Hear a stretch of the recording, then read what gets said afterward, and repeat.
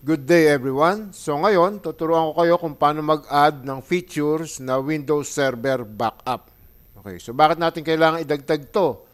So tulad nyo dyan sa bahay, no, kung meron kayong mga computer or kahit sa opisina kung saan kayo nagtatrabaho, it is required na i-backup nyo ang inyong mga datas and files, no, na mga kailangan sa inyong mga computer.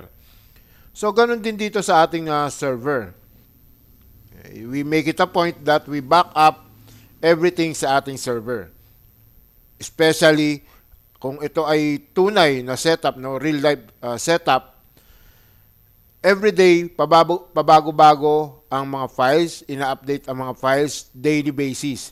So kailangan natin siyang i-backup in a daily basis. Okay? So paano natin gagawin 'yan?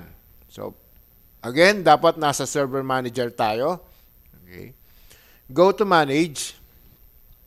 Click Add Roles and Features. Okay, so familiar na tayo rito, no? Click Next.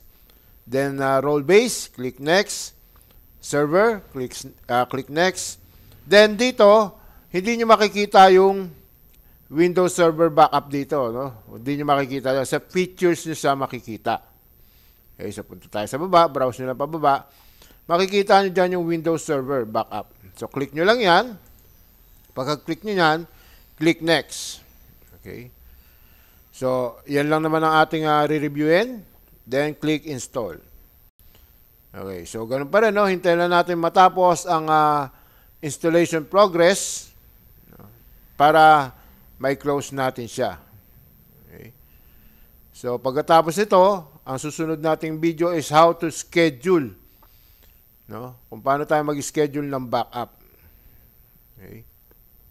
Para sa ating server. Okay, so tapos na to, pwede na natin siya i-close.